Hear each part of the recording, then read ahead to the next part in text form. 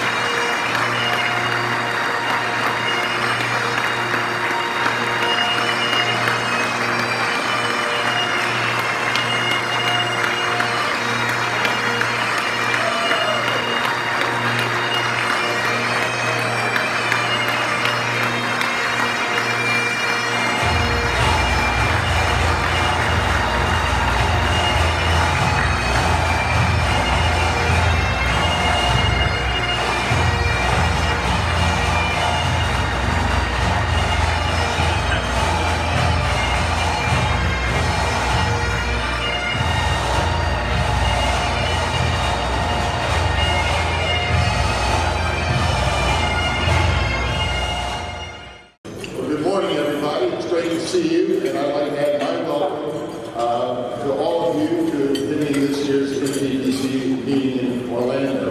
It's really my special privilege and honor to preside over this ceremony today, recognizing four of the best drivers, not only in the private fleet community, but across our nation.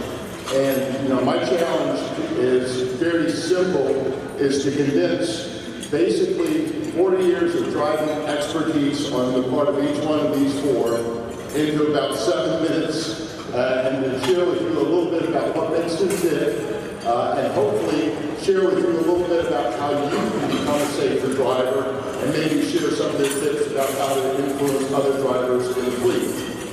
Together, these four gentlemen that we're going to recognize today have driven for 169 years, okay, and have driven 16.3 million miles without an accident, injury, or moving violation. Not a shabby record, right? Yeah.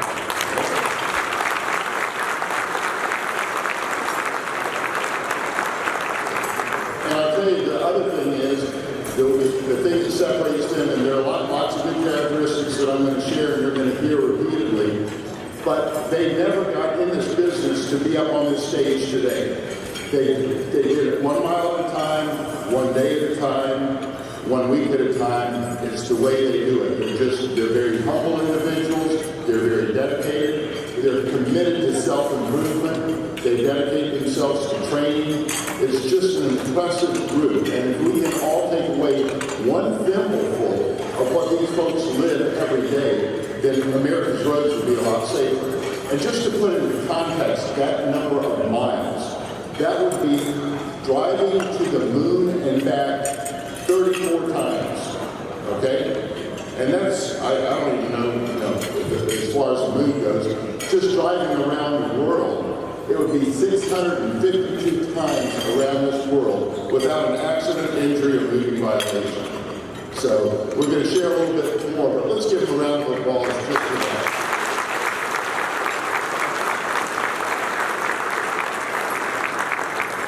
I'm going to start this off with an alphabetical order, and I'm going to call up the stage. Actually, before I do, I need to get sponsors up here, don't I? I'm going to, the Driver Hall of Fame sponsor is International Trucks.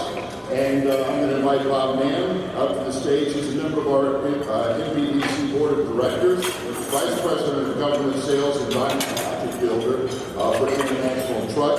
And joining him to pass out the hardware is David Bark, Chair of the NPTC Board of Directors, just elected over this weekend, and Transportation Operations Manager for Wegmans Food Company. They're going to be passing out some of the awards. The other thing that we're going to be passing out, I don't want to overburden the drivers and make it look like a shopping trip. But in any event, International has been kind enough to provide these vests here that each driver will be getting. A wonderful replica there. There goes my script. And the other aspect is we also have a framed photograph of each one of the 4 drivers that will be appearing in next month's Fleet Owner magazine. So they will each get a copy of that. So we certainly want to give that. Make sure you pick that up on your way out here. As Kurt takes his seat, I'd like to invite to the stage Carl Russell and his wife Catherine. If you all can make your way up the stage. He's a driver with New South Express. He lives in Fairfax and works in Estill, South Carolina. You will find Mr. Carl, as he's affectionately known around the Estill plant, a man of few words. He let his actions talk, and his actions speak volumes. He started his driving career in 1979, and in those 45 intervening years, he's racked up 4.5 million miles. He's been with his current company, New South, for 32 years, and has 3.2 million miles. All of this without a preventable accident, injury, or moving violation. He is also the recipient of numerous in-house safety awards and recognition. I should get his page up there, I apologize. And most importantly, he's developed a good relationship with his peers and customers. And it's based on respect, hard work, and dedication. How did he do it? For him, there wasn't a magic bullet. He just shrugged when I asked him the question, how did you do it? He just literally said, it's what I did. It's just kind of plain and simple. It's his way of life.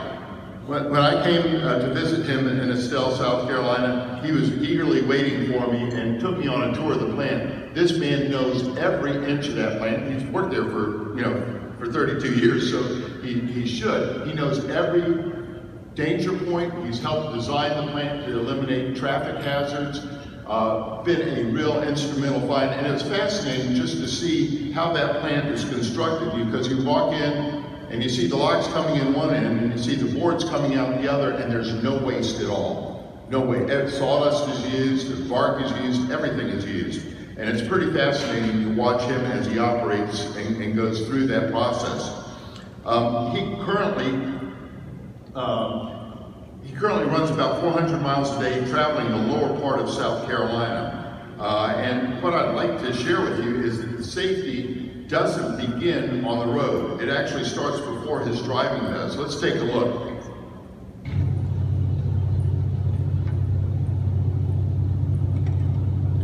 That's him finishing tarping his load. The thing you don't realize is when that bark or the mulch or the shavings go into that trailer, they create mounds. It's an open top trailer, it's dropped down. They create mounds, right? So you have to tarp that load to keep them from coming out. So if you do it from the ground and you're cranking, if it doesn't get over the top of that mound, guess what you have to do? Climb up in, pull it over. So that's a remarkable feat at age 71, or at any age, quite frankly, to do something like that. And he's done it all these years without an injury. Pretty impressive, because that, to me, that's an injury waiting to happen.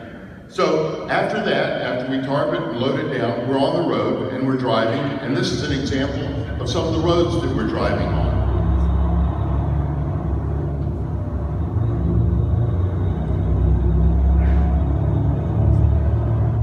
You can see the logs being stacked for preparation, shall we say. You never can predict what's going to happen on these small country roads. You have animals coming out, you have people walking, you have people just backing out of their driveways. Nobody's using their turn signals, distracted driving. You've got other logging companies that are driving down that are not as dedicated to safety as what we see in New South, and they're barreling down. It can be a little bit crazy out there. And I wanted to find out a little bit more about his take on that. Being safe is looking out for the other drivers, maintaining, and watching what's in the road, or what's on the road, watching both sides of the road, focusing on what's ahead of you. So, because sometimes you have to make a quick decision. You never know what's going to run into, so you got to be focusing on what you're doing. Sometimes you kind of wander off thinking of other things, but yes, still you got to keep that main focus ahead of it. So a lot of challenges that he has to overcome on the road. What we did was we went, we took the load up, and this is a walking trailer that dumps all the product out. You can see it kind of been working here. If I can see if it works. Yeah, there it goes.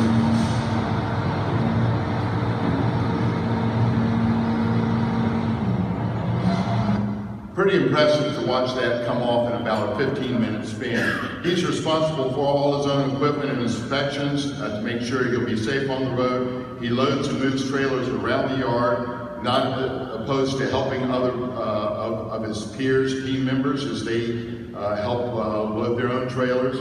Goes to the customer locations, always treats the customer with respect. And for him, he's the go-to person for any questions because of his experience and any kind of tough job. People rely on him.